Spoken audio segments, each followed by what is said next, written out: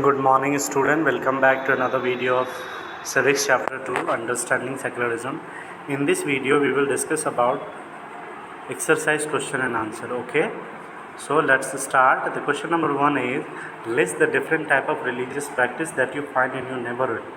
कि आप उन सारे religious practice को लिस्ट आउट कीजिए जो आपके आसपास होती है. This could be different form of prayers. ये अलग अलग तरह की प्रेयर्स हो सकती है, पूजा हो सकती है अलग अलग गॉड की, अलग अलग स्थानों पे हो सकती है जैसे मंदिर, मस्जिद, गुरुद्वारे. Different kind of religious musics हो सकते हैं और गाने हो सकते हैं etc. Does this indicate freedom of religious practice. क्या ये सब चीज़ें रिलीजियस फ्रीडम को इंडिकेट करती है? Yes, this shows that people in India have a freedom to practice their religion of their choice and yet they live in a peace and harmony. ठीक है कि हाँ, ये चीज़ जो है ना वो पीस एंड हार्मनी को दिखाता है और ये चीज़ें ये बताती है कि लोग जो है वो सेकुलरली रह रहे हैं. जैसे a Sikh worship in gurdwara to Guru Nanak using Guru Granth Sahib, Muslim वर्शिंग in a mosque and their sacred book in the Quran. This religious music of Muslim is Sufi. A Christian worship Jesus Christ in a church and their other religion book is the Holy Bible. A Hindu worship in a temple to the idols of God and goddesses. This shows that people in India have the freedom to practice their religion of their choice. Okay, that indicate the secularism of the country. Okay, okay, next video. Okay, and the question second is, sorry for the inconvenience, there is some urgent call are coming, that's why recording is stopped. Okay, so second question is कि क्या government intervene कर सकती है किसी religious group पे अगर वो कहे कि हमारा धर्म जो हमें इन्फेंटिसाइड प्रैक्टिस करने की जाए. इन्फेंटिसाइड का मतलब है क्या कि बलि देना, जैसे होता है ना पुराने टाइम पे कि 1 साल से कम का बच्चा है तो उसका बलि दे सकते हैं जो होता था पहले.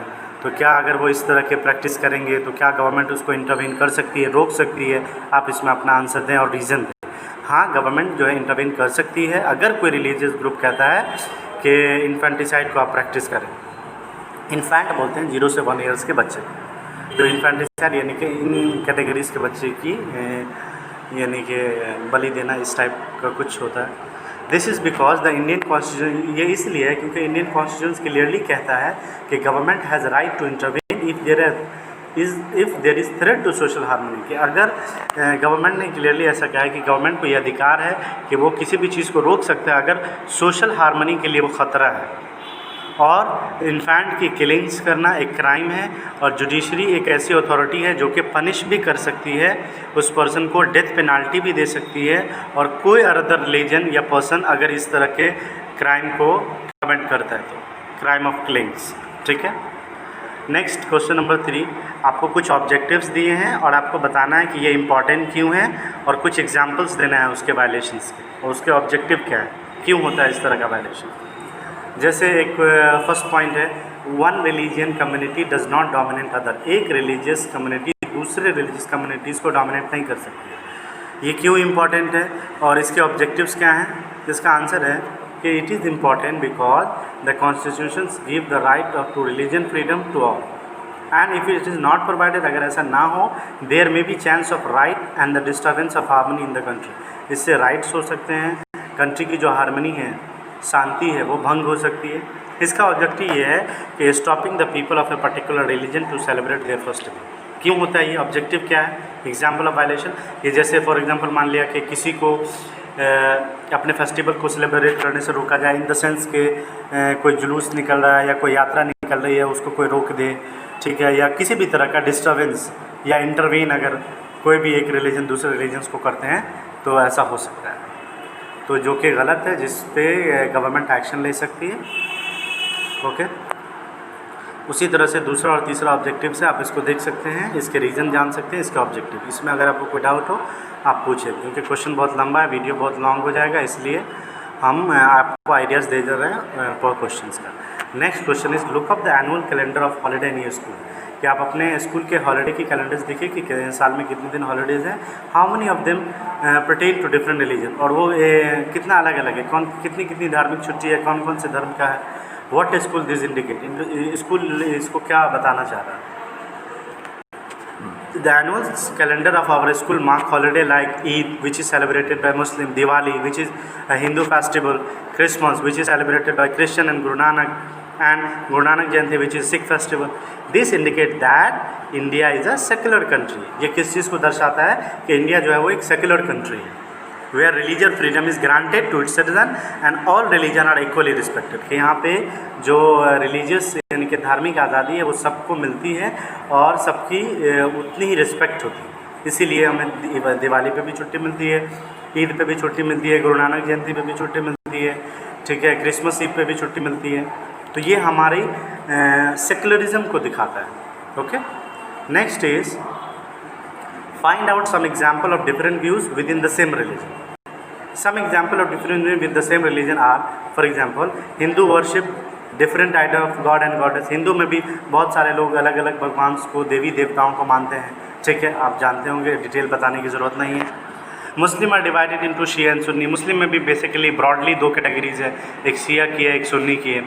ठीक है, बेसिकली आप शिया सुन्नी में एक डिफरेंस क्रिएट कर सकते हैं कि सुन्नी का जो आउटलुक होता है, आउटकम होता है, ठीक है, जो उनका कल्चर्स होता है पहनावे ओढ़ावे का, वो ब्लैक्स होता है.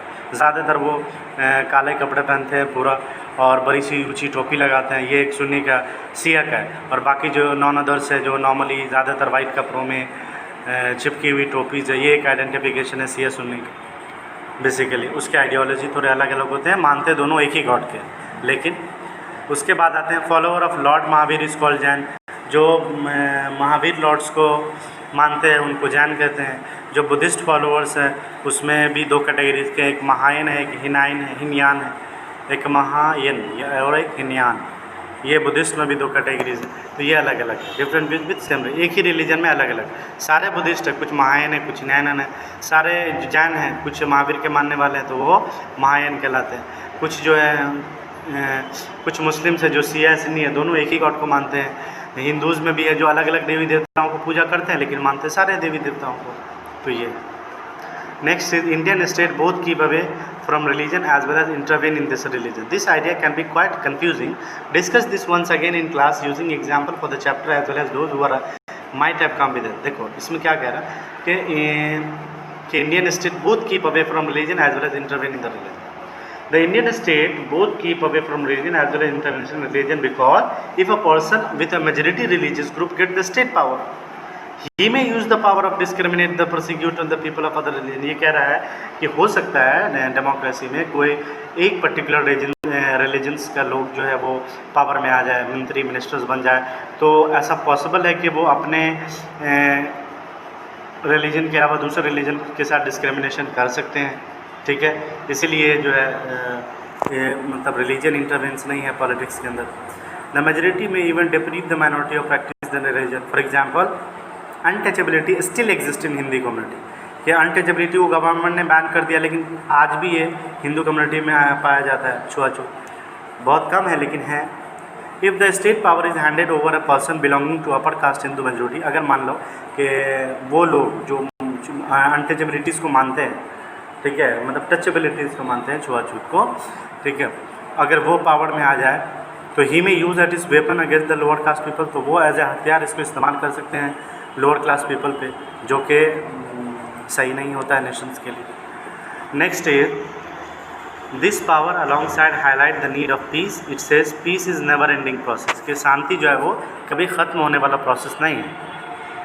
उसी के beyond it can not ignore are different और overlook our common interest. Right in your own word. इसमें आपको खुद का आंसर देना है. ठीक है, तो इसमें आप कह सकते हैं peace is never ending process, it can not ignore or differences, overlook to common interest. इसमें सबके आंसर्स अलग अलग हो सकते हैं रिगार्डिंग पीस.